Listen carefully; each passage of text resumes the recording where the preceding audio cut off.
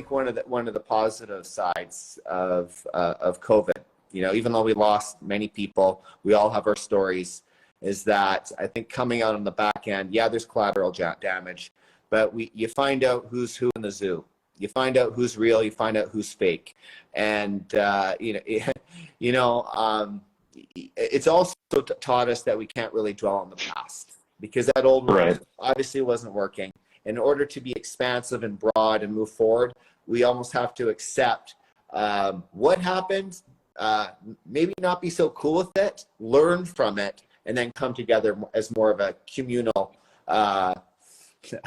organization of humanity, so to speak. But the problem is we have to have that conversation, and we're not really having a lot of conversation, because so much of the conversation takes place in maybe not in the proper forms of actual physical conversation, but maybe in forms of, you know, texting and I don't know, commenting or whatever. It's just where the lack of actual physical communication with another is missing. And how can have that compassion and love for each other if we can't actually talk and say that? And outside of the first responder world, people will kind of laugh, and I've heard this a couple times, like, you guys hug so much, and they're like, yeah, we really do love each other, like. And they think it's kind of weird that we hug each other, and, you know, and just we're so friendly with each other, but we care about each other so deeply. So why can't we do that just outside in the community and stuff like that? I wish it was more acceptable. I think as a man, and I'm a hugger, and after breaking up with my last girlfriend, I had post-traumatic breakup with girlfriend syndrome. I couldn't hug a girl for 2 years, and I still got walls up that are bigger than the Great Wall of China half the time. No pun intended. But I think more men are being more vulnerable. Not all, but I love, and I think a lot of women these days would way rather be with a man who is vulnerable, who is in touch with their feelings and their emotions. Yeah. And it's okay for men to cry. Because it was never okay to cry when I grew up. Probably you the same. If I cried, my dad would take a belt to me. You know? Yeah.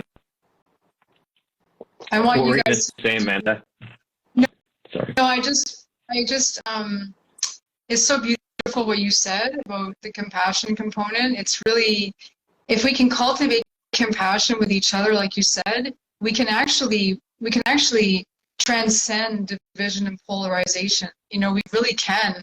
And you working with your community, and, you know, the community working with you, and all of us having compassion for each other, if we can just stand in that, like I always say, like, you know, my name is Amanda and I stand for unity. Unity is really important to love, peace, compassion, and dignity for myself and all others. You know, compassion is such a key component of how we operate as ourselves, but how we also interact with other human beings. And if we can just all cultivate compassion, we can transcend all the division and polarization that's being pushed out there so much too on media and social media. And it's like presenting this very skewed worldview that we have to all be divided and polarized, and it's like an us versus them conversation constantly.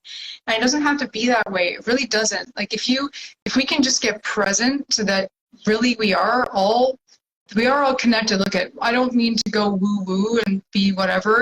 You can be an atheist and still realize that everything is connected. You know, it's just like there's some part of me is you and vice versa, you know, and yeah. It's like, as long as I can feel that in my heart when I interact with you, I can center that with myself and know that, like, you might not be having an okay day. You might be going through something really, really difficult. Then all of a sudden I can, like, move from my own sense of, like, okay, well, what is it that I need, and also be in a space of providing what you need, and we can co-create together in that space for each other, even as strangers. Yeah.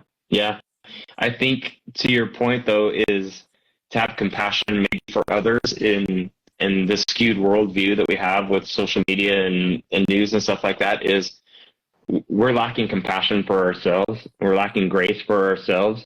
So it's really tough I think for us as humans, and to show love and compassion for others when we have so little for ourselves it's just a very difficult thing that we have to like learn how to get over, like give ourselves some grace. We're not perfect, you know, we're not perfect people. We make mistakes, and right, Ryan, you've made some, I've made some, Maddie's made some, and I've made plenty. we've learned from them. You don't have to talk to everyone, but be nice to everybody. You know what I mean? You don't have to talk to them, but be nice. Give a smile. You know, if they don't smile back, who cares? But, you know, it's like that old adage, kill them with kindness. But I don't say kill them with kindness, just be kind. And it rubs off with people, too. Especially, you know, a lot of people these days, obviously, they judge from the exterior, and they might think that you're not such a nice person because you look a certain way. But on the inside, that person can be really, really hurting and care more than anything in the world and would be your best friend and do anything for you. Be kind. I like that with the bananas. I could use a banana right now. A milkshake. Protein it up. I need to get back to the gym.